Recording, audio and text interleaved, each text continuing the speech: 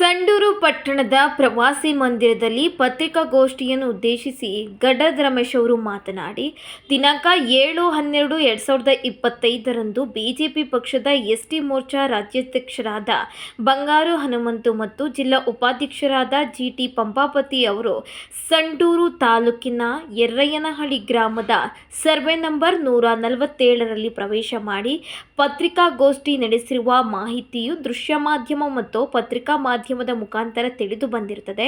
ಇವರಿಬ್ಬರು ಅಕ್ರಮ ಗ್ರಾವೆಲ್ ಸಾಗಾಣಿಕೆ ಕುರಿತು ಮಾಡಿರುವ ಆರೋಪ ಸತ್ಯಕ್ಕೆ ದೂರವಾಗಿತ್ತು.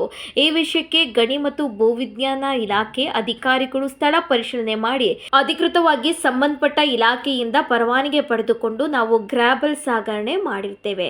ಈಗಾಗಲೇ ಈ ವಿಷಯವಾಗಿ ಸಂಡೂರಿನ ಗೌರವಾನ್ವಿತ ಜೆಎಂಎಫ್ಸಿ ನ್ಯಾಯಾಲಯದಲ್ಲಿ ಪ್ರೈವೇಟ್ ಕಂಪ್ಲೇಂಟ್ PCR ನಂಬರ್ 88/2025 ಬಗ್ಗೆ ವಿಚಾರಣೆ ನಡೆಯುತ್ತಿರುವುದರಿಂದ ಅದೇ ವಿಚಾರವಾಗಿ ಪುನಃ ಪತ್ರಿಕಾಗೋಷ್ಠಿ ನಡೆಸಿ ಅನಾವಶ್ಯಕವಾಗಿ ಜನರನ್ನು ದಾರಿ ತಪ್ಪಿಸಲು ಪದೇ ಪದೇ ಹೇಳಿಕೆ ನೀಡ್ತಾ ಇದ್ದಾರೆ.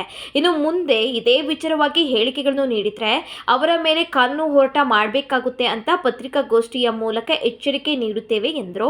ಈ ಹಿಂದೆ ಅಕ್ರಮ ಗಣಿಗಾರಿಕೆ ಮಾಡಿದವರೇ ಈ ಆರೋಪಗಳನ್ನು ಮಾಡ್ತಾ ಇರುವುದು ಹಾಸ್ಯಾಸ್ಪದವಾಗಿರುತ್ತದೆ. ಆರೋಪ ಮಾಡಿರುವ ವ್ಯಕ್ತಿಯೇ ಒಬ್ಬ ರೌಡಿ ಶೀಟರ್ ಮತ್ತು ಆತನ ವಿರುದ್ಧ ಒಟ್ಟು 18 ಕ್ರಿಮಿನಲ್ ಮೊಕದ್ದಮೆಗಳು ಇರುತ್ತವೆ ಎಂದು ದೃಢಪಡಿಸಿದ್ರು.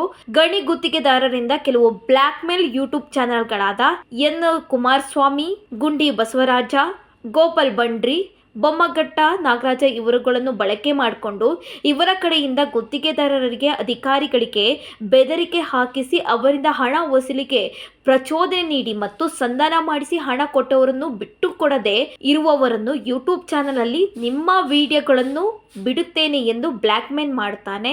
ಇದಕ್ಕೆ ಸಾಕ್ಷಿ ಎಂಬಂತೆ ಇತ್ತೀಚೆಗೆ ನಡೆದ ಬನ್ನಿಹಟ್ಟಿ ರೈಲ್ವೆ ಯಾರ್ಡ್ ಲೋಡಿಂಗ್ ಮಾಡಲು ಹಣದ ವ್ಯವಹಾರ ಮಾಡಿದ ಆಡಿಯೋ ದಾಖಲೆಗಳೇ ಸಾಕ್ಷಿ. ಅದೇ ರೀತಿ ಈ ಹಿಂದೆ ಬನ್ನಿಹಟ್ಟಿ ರೈಲ್ವೆ ಯಾರ್ಡ್ನಲ್ಲಿ ಸುಮಾರು 20 ವರ್ಷಗಳಿಂದ ಅಂದರೆ 2024ರಿಂದ ಲೋಡಿಂಗ್ ಬಿಸ್ನೆಸ್ ಮಾಡುತ್ತಿದ್ದೆ ಎಂದು ಆತನೇ ಒಪ್ಪಿಕೊಂಡಿರ್ತಾನೆ.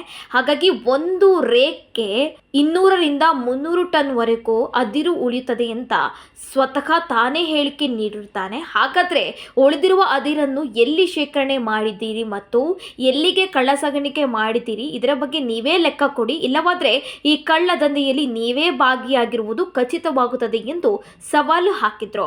2024ರಲ್ಲಿ ನಕ್ಸಲೇಟು ಉಜ್ಜಯಿನಿಯರನ್ನು ಪೊಲೀಸ್ ಇಲಾಖೆಯು ದಾವಣಗೆರೆ ಜೈಲಿನಿಂದ ಬಳ್ಳಾರಿ ಜೈಲಿಗೆ ವರ್ಗಾಯಿಸುವ ಸಮಯದಲ್ಲಿ ಬನ್ನಿಹಟ್ಟಿ ರೈಲ್ವೆ ಗೇಟ್ ಹತ್ತಿರ ನಕ್ಸಲೇಟು ಉಜ್ಜಯಿನಿಯನನ್ನು ಪೊಲೀಸರಿಂದ ಪಾರು ಮಾಡುವ ಉದ್ದೇಶದಿಂದ ನಕ್ಸಲೇಟರಿಂದ ಭಾರಿ ಮೊತ್ತದ ಹಣವನ್ನು ಪಡೆದು ನಕ್ಸಲೇಟ್ ಉಜ್ಜಯಿನನ್ನು ಪಾರು ಮಾಡಲು ಹೋಗಿ ಪೊಲೀಸರಿಗೂ ಹಾಗೂ ಜಿಟಿ ಪಂಪಾಪತಿಗೂ ಮತ್ತು ಅವರ ಹಿಂಬಾಲಕರಿಗೆ ಗುಂಡಿನ ಚಕಮಕಿ ನಡೆದಿರುತ್ತದೆ. ಇದರ ಮೂಲಕ ಅವರು ನಕ್ಸಲೈಟ್ ಚಟುವಟಿಕೆಯಲ್ಲೂ ಕೂಡ ಭಾಗಿಯಾಗಿ ಸುಮಾರು ತಿಂಗಳುಗಳ ಕಾಲ ಜೈಲುವಾಸ ಮಾಡಿದ್ದಾರೆ ಅಂತ ಆರೋಪಿಸಿದ್ರು.